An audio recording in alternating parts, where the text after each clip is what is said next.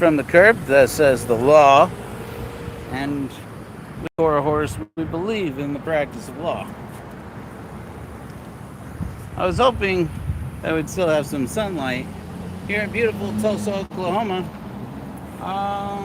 where we're doing Godless Street Preaching. We are the Church of Korihor.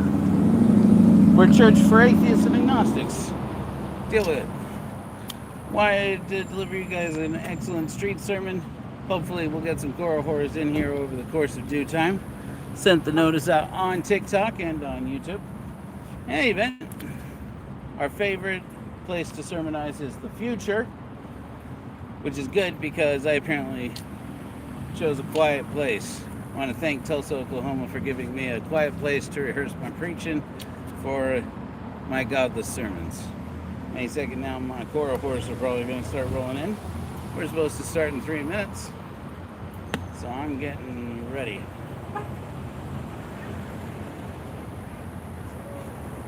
Meanwhile, the beautiful place you see behind me here is Guthrie Green in Tulsa, Oklahoma. If you don't know, be advised that one of the greatest men to ever live in this country, in my opinion, is the great Woody Guthrie, who wrote several lyrics, wrote a lot of songs about the labor movement, about wealth and income disparity, and of course, about Fred Trump, but we're not ready to get into that yet. You see, we at the Church of Korihor, we are going cross country. When I say we, I mean me. I am Joe Rawlins, alias Exmo Joe, and we are preaching for critical thinking and atheism and against Christo-fascism. So, I wanted to get started here at 7 o'clock. I'm giving my Korihors a chance to join up. And then we'll get going. I tell you this right now, you want to amuse some people, walk down any street in America wearing a t-shirt that says, "Clergy, do not shoot." I made this shirt just for me, so that when I go to the protests and stand in the way of, stand in the way, let's just say that. I stand in the way, at least if they shoot me and somebody records it, they'll say that they shot a clergyman. And I am clergy, in spite of what some people may say. You ask, according to whom? The answer is according to the state of Utah, if that means anything. And according to the Internal Revenue Service, I am Joe Rawlins, Exmo Joe alias, and I am First Herald of the Godless Church of Korihor. We're out here preaching atheism, because it's the very best way. But if we were just to preach sermons, I've said this from the beginning, about atheism, that'd be a pretty short sermon because atheism is boring. There's no gods. That's the end of that. What else do we have to say? I mean, I guess we talk about Pokemon cards the rest of the time. But luckily for us, the Godless Church of Korihor is a spiritual community for people to enjoy all sorts of wonderful things. And one of those that we're promoting cross country, we started in Salt Lake City, then we went to Moab, Utah, then we went to Albuquerque, New Mexico, and now beautiful Tulsa, Oklahoma. Be prepared for the day after tomorrow. We're going to be street preaching on the mean streets of Louisville, Kentucky. After that, we'll be preaching in Virginia, then come back around, maybe do some Florida man street preaching, then we'll be doing some street preaching in Nashville, Tennessee, Memphis, Tennessee, and going on straight through to Dallas, all the way to Phoenix, Arizona, and back up to Utah, where we can start irritating the Mormons there. Those of you who have been following me since the 4th of October know that I started this tour last Saturday, preaching to the Mormons at General Conference, where we thought they were going to solemnize their new prophet. Well, now, wait a minute. I did say that we would sermonize a sermon about how Korihor died for you to the Mormons. Well, then a terrible man by the name of Jake Sanford shot up and burnt up a Mormon church house in Michigan, and frankly just didn't seem right. So I wrote a godless hymn just to communicate to our brothers and sisters who are Mormons that they do not grieve alone. Broken Brethren is about how we ex-Mormons, myself included, and a lot of Korihors out there, we grieve with the Mormons over the loss that they suffered in Michigan just a week ago. So we took things easy on them, and then I went inside the Lord's Shopping Mall in Salt Lake and preached the rest of my Godless sermon inside the back of my van in the absolute dark, soaking wet. Thank you, Jesus. But luckily for us, now we get to do some real atheist preaching on these beautiful streets of Tulsa, Oklahoma. And the weather is gorgeous, the people are friendly, and the scenery is way cooler than I thought. And it turns out Tulsa, Oklahoma is a pretty happening place. I like it here. I think I can get used to this. Unfortunately, tonight I have to get a hop. I have to get the jump on getting on the road here to go and street preach in Louisville, which is the way you say that, I think. Any Kentuckians? 5 people so far. Could have chosen a better night for the local population, but I'll tell you what, they're pretty cool. I saw a bumper sticker in the parking lot where I parked that said, "Get a taste for religion, lick a witch." And I thought, that's pretty dope, man. We gotta get some bumper stickers like that. Get a taste for religion, get a taste for atheism, lick a Korihor. That'd be pretty dope, actually. Let me make t-shirts for that, like that. I'm gonna stop now before I really get dirty. It's 7:03. You Korihors know what that means. It's time to do some godless preaching. All right. We are the Church of Korihor, a spiritual community for atheists and agnostics. We're here in beautiful Tulsa, Oklahoma, and I want to tell you about the man for whom this park behind me is named. This is Guthrie Green in Tulsa, Oklahoma. It's named for one of the most brilliant men to ever live, in my opinion. His name was Woody Guthrie. He wasn't an atheist like us, but he was still pretty cool. And he wrote some lyrics. I want to read you some of them. This is a song. This is a hymn in and of itself that Woody Guthrie wrote by hand as kind of impromptu lyrics added into his I almost said his godless hymn. Well, yeah, let's call it that. A godless hymn called "I Ain't Got No Home in This World Anymore." This song then, after a conflict he had with his landlord at Beach Haven Project in New York, a band by the name of Fred Trump, became a conflict he decided to make public to everybody in New York City, and has managed to get quashed all these years, but a handful of people have had a chance to, even right here in Tulsa, Oklahoma, where the Guthrie archives are, somebody found the handwritten notes with this song, this version of "I Ain't Got No Home in This World Anymore," and the name of this song, impromptu, is "Old Man Trump."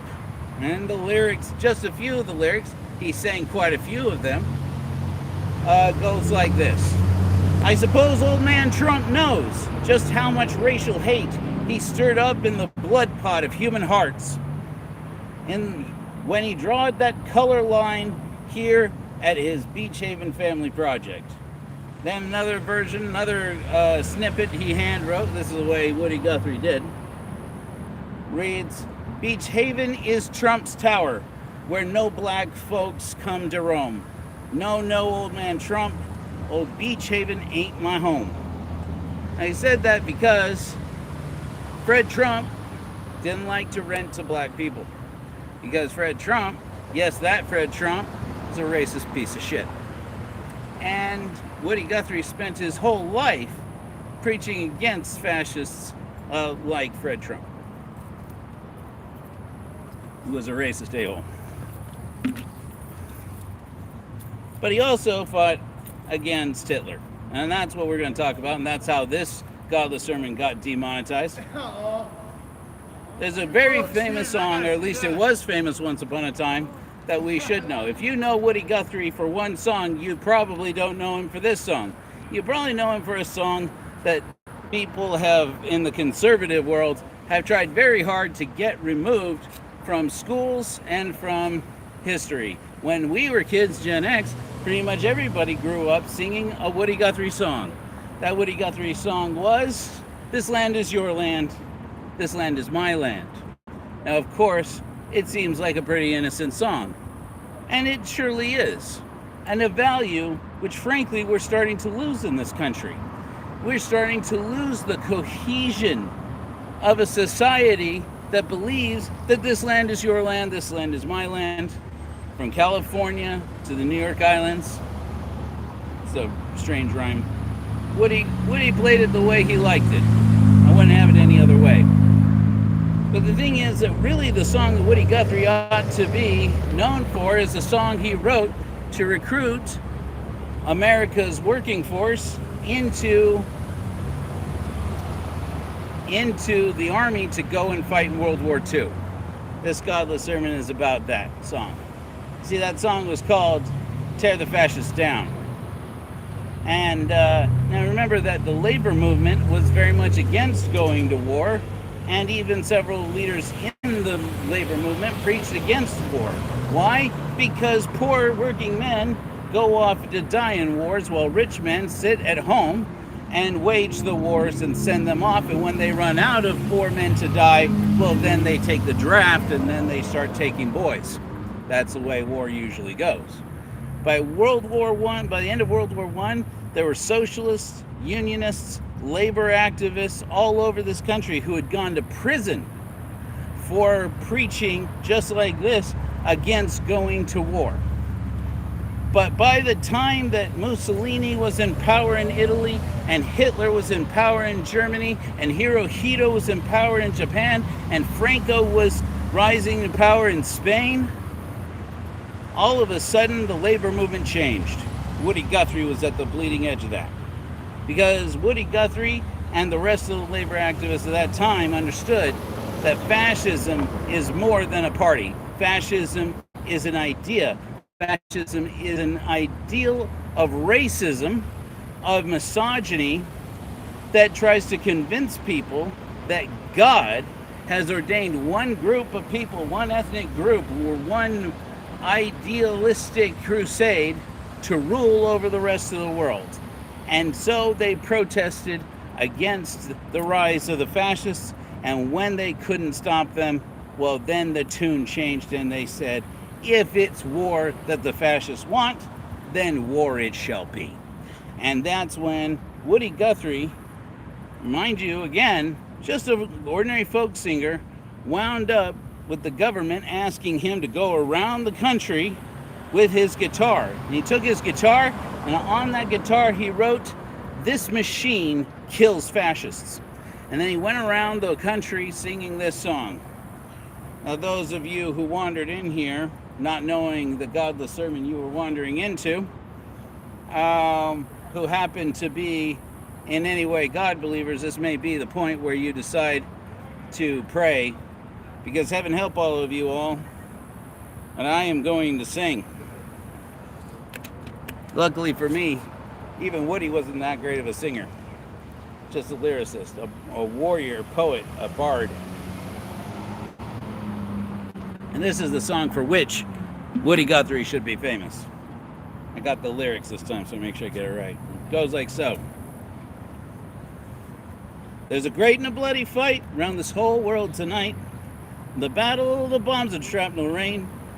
Hitler told the world around he would tear our union down.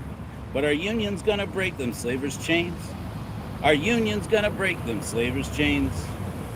I walked up on a mountain in the middle of the sky. Could see every farm in every town.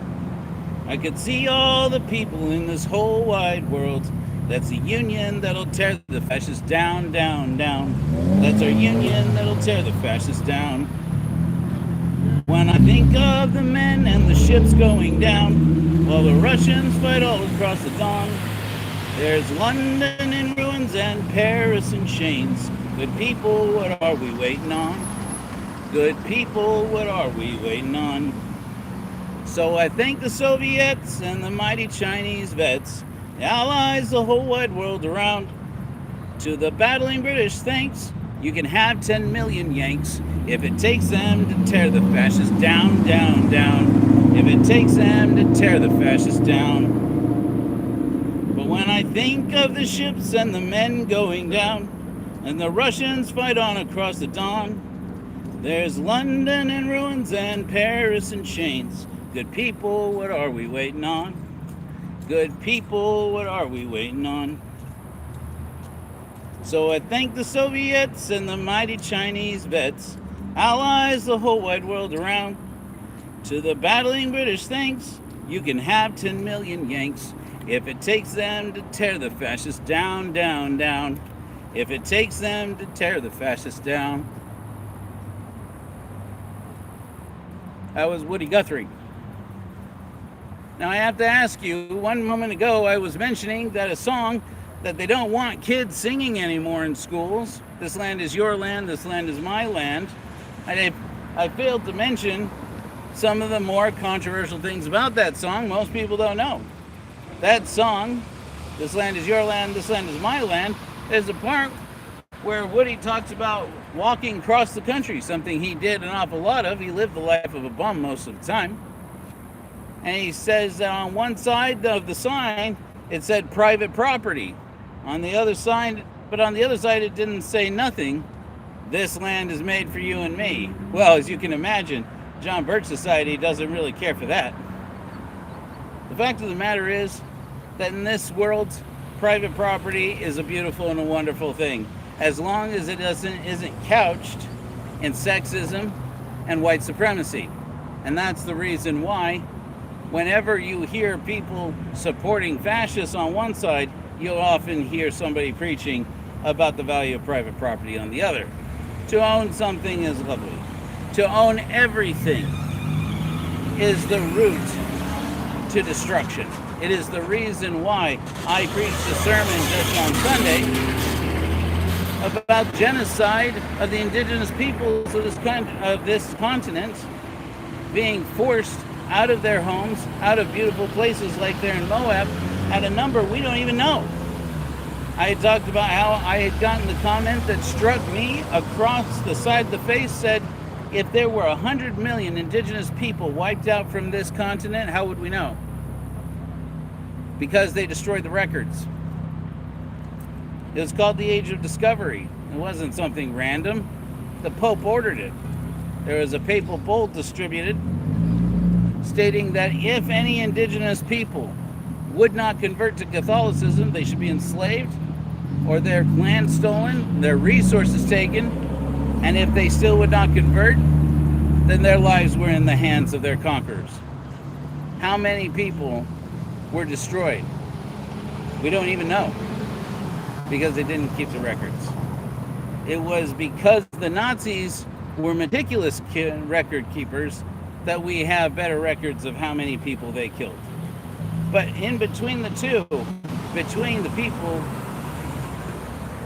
Oh, hold on, let me make sure this is not a work.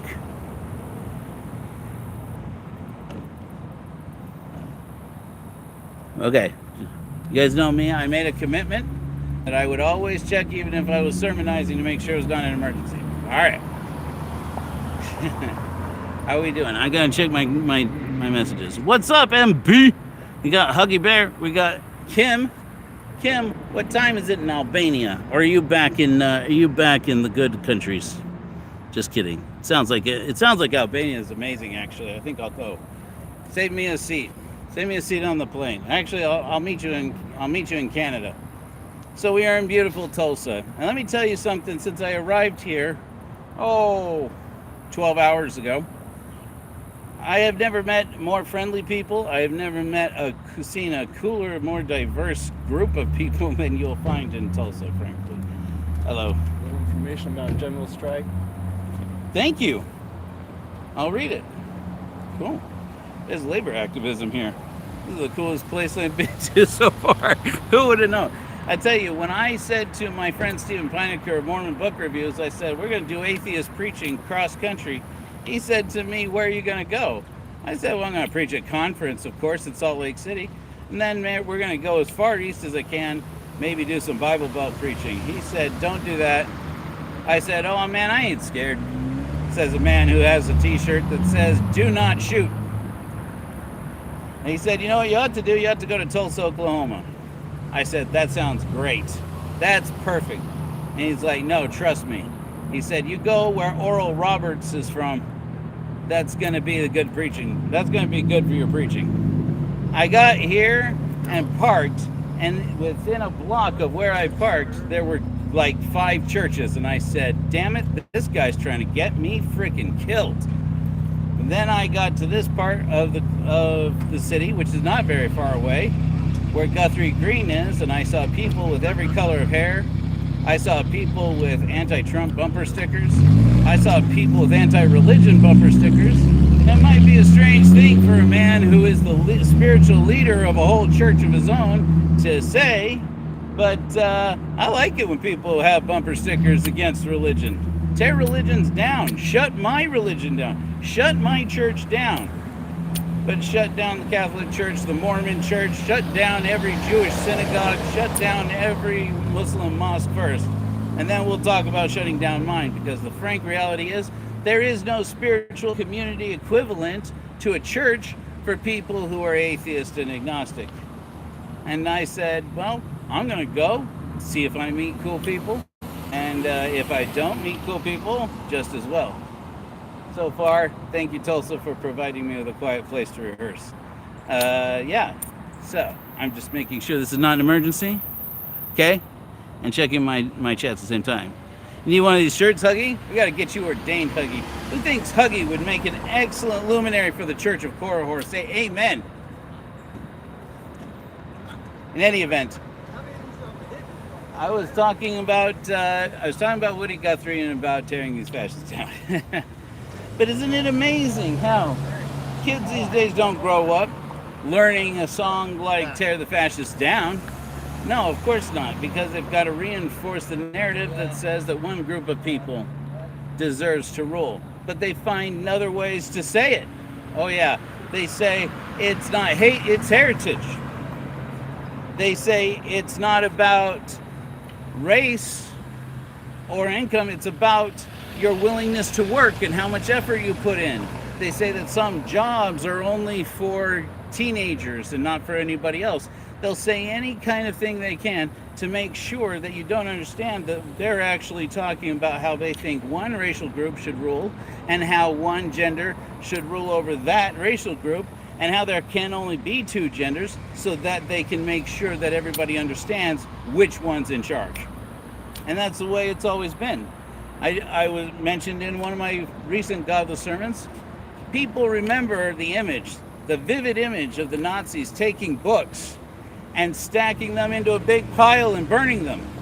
But very few people know which books they were. Of course, you presume they're books written by Jews. You're right. A lot of them were. But among those, there was the book Das Kapital by Karl Marx. Remember what Martin Niemöller said? I think I probably mentioned Martin Niemöller every sermon that I preach now. Who preached, first they came for the socialists. You've heard the one. Then most of the Korihors have heard this before. Then they came for the trade unionists. Then they came for the Jews. Then when they came for me, there was no one left to speak for me. That was the way fascism worked in Germany then. It's the way it worked it was going to work under Mosley and the black shirts in England, and it's the way they wanted, that people like Charles Lindbergh wanted it to work here in America, and it was America that stood up. That's why you got to imagine how dismayed I was to get on TikTok and find videos of people listening to AI generated versions of English translations of Hitler's speeches talking about how this guy makes a little too much sense now. And I thought, we have seriously lost it. We have lost the understanding of why fascism was bad as a culture.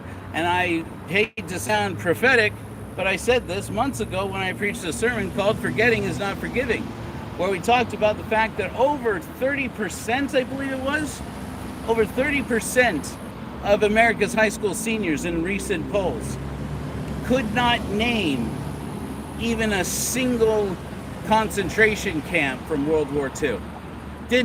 You could say to these high school graduates, tell me about Auschwitz, they wouldn't know. Tell me about Bergen-Belsen, they wouldn't know. Tell me what Hitler did that was bad, they don't know. So of course somebody puts up Hitler's speeches translated into English, they love it. Well, of course they do. You don't think Hitler took the worst parts of what he was going to do and put that in the brochure, did you? No, of course not. He puts up the things he knows that people like him are going to like. And I got news for you. If the people who liked him did what they did then the people who like Hitler will do what he did again. And this is why it's important that we remember Woody Guthrie, that we remember to tear the fascists down. And what has that to do with God?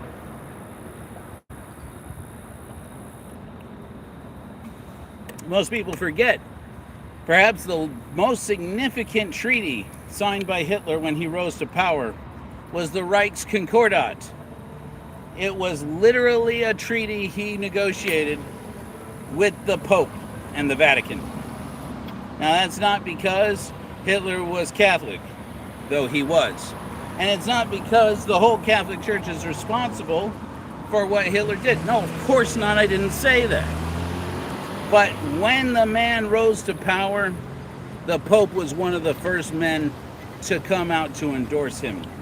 Remember I said that Martin Niemöller, who was a Christian preacher, a Protestant preacher, went out and preached to people that he thought that Hitler had the right idea, up until Hitler told him what he couldn't preach at the pulpit, what he and his fellow preachers couldn't preach at the pulpit. Then all of a sudden they realized, shit, we waited too long, and now this guy's got power, and now we're not going to be able to even preach the gospel that we were taught, or the gospel that we believe in out of the Bible. Everything has to go through the state. Okay? That's ancient history, right? I mean, that's going on 100 years ago. Except it isn't, is it? It's news. Everything becomes news again. Sorry, just making sure it's not an emergency. Sorry, checking comments. Amazing, Kim. I love it. I love it, Huggy. We gotta get Huggy in for a godless sermon. Who says amen? I love it. I love it being out here among the people. I love it being, going across this country. I gotta tell you, I've been driving across this country with very mixed feelings as I realize what a gorgeous, beautiful country we all live in, and how we hardly get to see it. At least I hardly get to see it most of the time, because we're all working our asses off to make ends meet. I mentioned earlier, I'm getting back to this, I mentioned earlier about how most people don't know about the books that were burned by the Nazis, by Nazi students at universities. Why did they go to universities to sell university students on fascism first? I don't think I need to tell you. Again, you don't have to look into a history book. Turn on the damn news.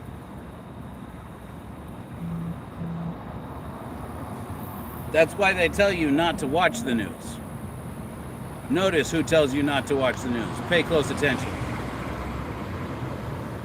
But some of the books that they burned, in addition to to Das Kapital, and the Communist Manifesto, were books about gender and sex that were written by pioneers on the subject in Germany. Not only because they were written by Jewish authors, sure, but specifically because one of the primary targets of the Nazis in Germany and in Europe was to shut down rights for transgender people. It's always been at the beginning. It's always been at the beginning when they try to couch it in family values, and really what they do is they're preaching against gay rights. They're preaching against the rights of gay people to marry and to love and to form families, to adopt children, to raise families in the way that is built around a loving family with two parents. Thought that was supposed to be what the whole nuclear family was about. Well, not if it's two men or two women or two people who don't use pronouns like he and him and she and her. No, those people, they want to convince you that they are sick, that there's something wrong with them, and that there's obviously nothing wrong with people who go out of their way to hurt the possibility of healthy, happy people who have the means and the love and the willingness to raise a family or to give a family to people to children who otherwise might not have any, and take them into their homes, who are safe, who have been vetted. No, that's obviously not sick and wrong. What's sick and wrong is two people loving each other in the way that they think Jesus condemned, in spite of the fact that you can go into the New Testament and look from cover to cover and find Jesus didn't say shit about it. It wasn't even part of the gospel. Because the gospel of hate is a gospel written in the hearts of human beings, and if it's not written in the pages of their books, they'll make it written there. They've even changed the words of the Bible so that they could sell more hate. They took the words related to homosexuality and added them into the Bible that said originally in the Greek had said things like soft. And they said, well, what they're talking about is gay. Who says? They do. It becomes a way to solemnize hate. And to hate transgender people, you notice this, how many of these terrible tragedies. I come from Utah County, Utah. I won't forget, never forget. Some 3 weeks ago, I learned that just 15 minutes south of me on the I-15 in Utah County, a man named Charlie Kirk, who is a man I do not like, was shot and killed. And I've said it before, and I'm going to say it again. I'm going to ask you to forgive me. When I learned it, I was relieved because I didn't like him. Now I know I was wrong to feel relieved, but the reason why I did was because the man went around to universities and stirred up hate against people that I loved. But I cannot say this enough. He did not deserve to die for it. And frankly, it's not only wrong, but frankly, it was stupid. What did it do? Except to make people dig in deeper to the beliefs they already have. And now we have people in this country calling for violence, even calling for war, because of the death of this man. I tell you, if a person wanted, I'm not saying anything beyond the words I am about to say. If a person wanted to have a violent extremist uprising in this country, they couldn't have asked for better than exactly what happened just 15 minutes south of where I live, right there in Orem, Utah. Now here we are, and I have to ask, what happened to us? What happened to a nation where this land is your land, this land is my land? What happened to Woody Guthrie's America? Because if we can't find our way back to it, then maybe there was no reason to have fought for this country at all. And that's not something I'm willing to admit. That's not something I'm willing to accept. And I find it remarkable that anybody would call me an idealist. I am realistic about the shortcomings of America. Yes, we are not perfect. Yes, we are a nation built on the backs of slaves, immigrants, and on the graves of genocide and murdered people. We also have done some pretty remarkable things. And one of them is that we rid the world of Hitler and Mussolini. We rid the world, at least of the influence of Hirohito, if not the man himself, and of Franco. That was an ideal we once had. And yes, it was built in propaganda because that's how you get people to believe in things. But what is it that we really believed? It was one uniform belief. And remember, in the song I just sang to you, which is Tear the Fascists Down, I want you to pay close attention to the chorus there. In the chorus where it says, "So I thank the Soviets and the mighty Chinese vets, allies the whole wide world around. To the battling British thanks, you can have 10 million Yanks. If it takes them to tear the fascists down, down, down, if it takes them to tear the fascists down." That's what we've lost. And we can't. We must get it back. We must teach it to our children. And I'm going to tell you the greatest message of hope I know. Godless, hopeless atheist that I am, I have hope. I have hope every time that my trans son speaks to me, and he doesn't think he has much to contribute, because all he has is art and a willingness to keep on going and be true to his expression and his identity. I'll never forget when my trans son came out to us. I was never prouder of anybody. Not because I taught my son to be trans, but because I taught him that I would love him for who he was. I look at my beautiful soon-to-be ex-wife, woman I married. I told her just this afternoon, even though we are now in the midst of processing, coming up with our divorce plan. And we had to sort out some business of the household. And I said, you know what? This is why I married a smart woman. 20 years later, and at the close of this beautiful experiment, I still feel the same way. And one of the first things I knew about this woman when I decided to marry her was that she was bisexual. One of the first things I knew about her is that she was, in some percentage, indigenous.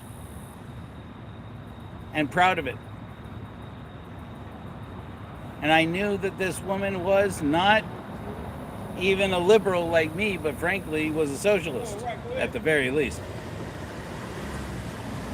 These people, you don't hear the news around the world. You hear the news about the hate. You hear the news about people getting killed. You hear the news about damage that's being done. But who's going to give the news about today? A trans person woke up in a place where they felt safe. God, I wish there was news about that. If we didn't have social media, we probably never would hear it. But then we have people in this country that we love who are trans, who are afraid to post that they are happy, who are afraid to post that they are safe, for fear that somebody may try to find them and disrupt that for them. They live in fear. Is that what we fought for? Is that what our nation has fought for? Is that what our soldiers went overseas and killed foreigners for and went to war with each other here in this country, and still the bloodiest war ever fought? Killed each other so that we could build a country where people could be afraid of their neighbors? I can't think of any way to more dishonor the blood and memory of America's veterans than for neighbor and neighbor to be turned against each other in hate. That's why Hitler's speeches are not okay. You can listen to him, read his book, read Mein Kampf. It's boring as shit. Just remember that you're reading the ravings of a man who had to pay his legal bills after he tried to mount an insurrection against his government. Again, read a history book. If you don't read a history book, read the news.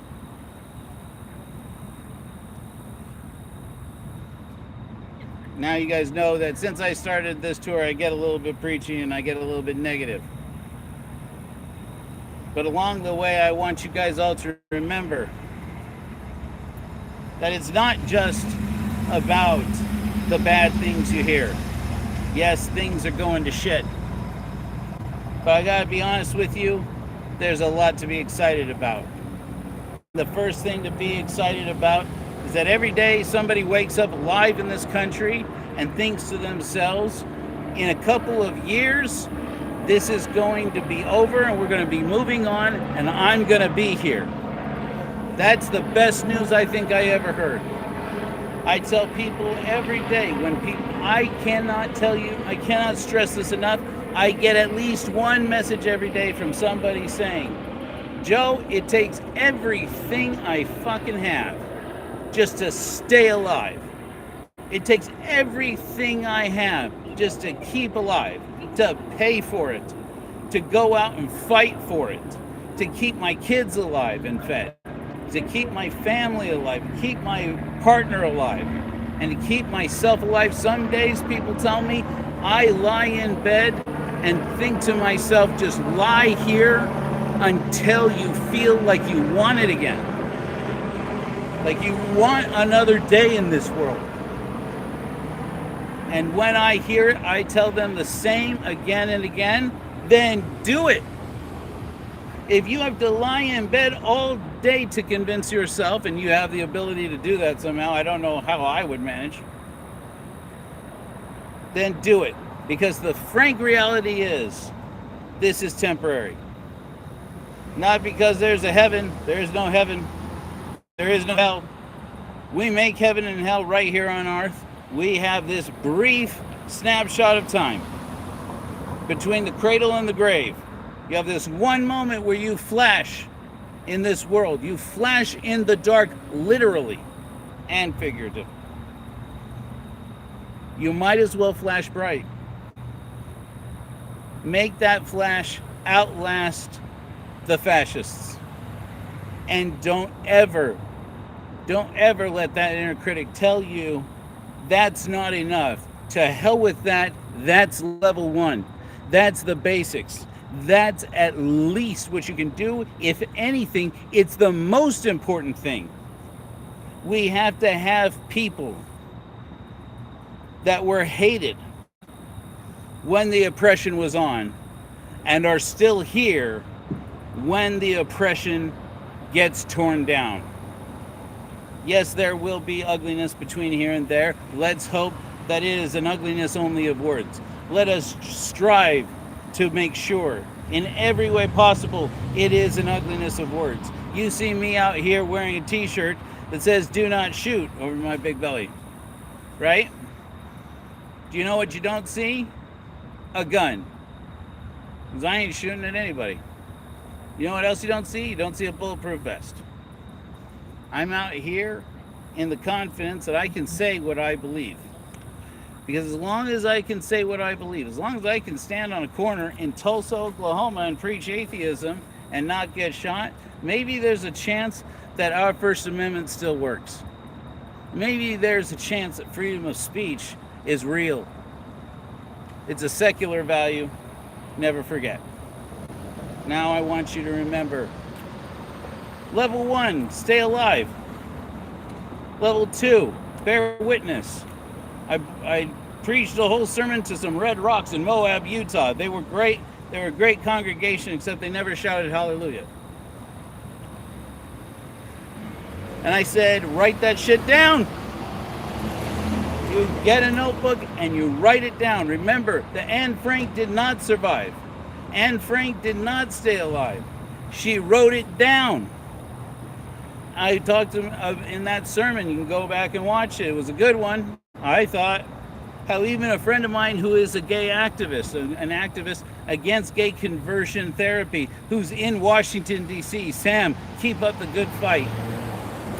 My friend Sam Nieves made a comment on my sermon about how Anne Frank confessed in her diary that she tried to kiss a girl and the girl rebuffed her. And her own father, with the best of intentions, I'm sure, edited that out of the book but left in that she also had a crush on a boy. Because even well-meaning people engage in bi-erasure. It was when somebody said, no, it matters. Anne Frank wrote it down because it mattered. And it was important for people in the future to see that this girl was bi. And it was fine. It was a good thing. It was good for her because it was her true expression. So of course, it was that version of Anne Frank's diary that they got pulled out of libraries and schools so that teenagers wouldn't learn that Anne Frank was bi. And even my good friend who was a gay activist, a gay person and an activist for gay rights, said, I didn't know that. bear witness. But writing it down doesn't make a difference. Remember, Anne Frank wrote that down in her diary, and then the diary was just left in her apartment, in the shadows. We might have to shut down here because we've gone on for about an hour. In any event, I wanted to share with you guys our final this hymn to close up tonight. You guys know that it's probably one of the favorite godless hymns of the Church of Korihor, and that's The Quiet Fight. Remember level 1, stay alive. Remember level 2, bear witness. And 3, speak out when time is right. And now it will be very anticlimactic if I did all that and then couldn't manage to pull up the actual hymn. I love you guys. I love your faces. You'll see me again in Louisville, Kentucky. That's the plan at this point. Then I'll be preaching in Virginia until the end of the month, and then running as fast as I can back to Utah by way of Tennessee, Texas, New Mexico again, and back to Phoenix, hopefully. Until then, my friends, I say amen. And remember, it's a quiet fight.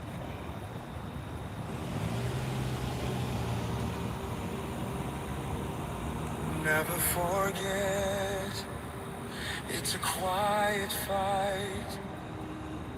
In their shadow, guard the light. We are still here, reason prevails.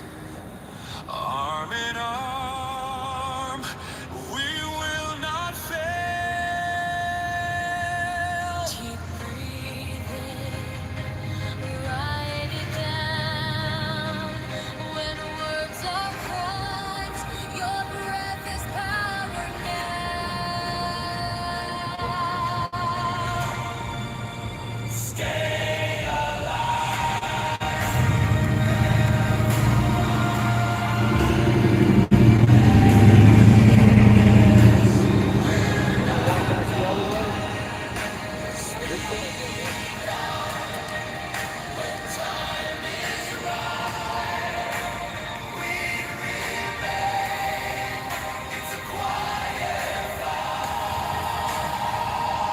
Drink your water, move in the dark, breathe in out, don't lose the spark, don't show your heart, don't give it away, just stay tonight, tomorrow's our day. Live today, outlast their storm. Speak for those whose voices go unknown.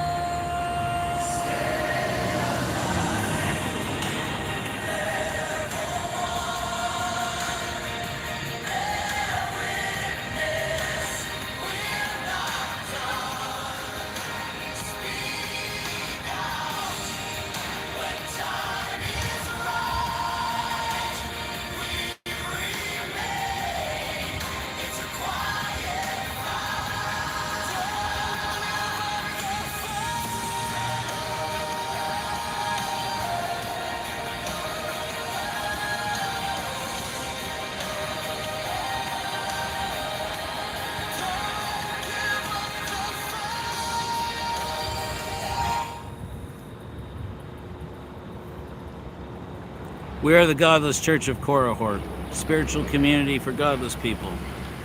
In Tulsa, Oklahoma. Tear the fascists down. Flash bright, my friends.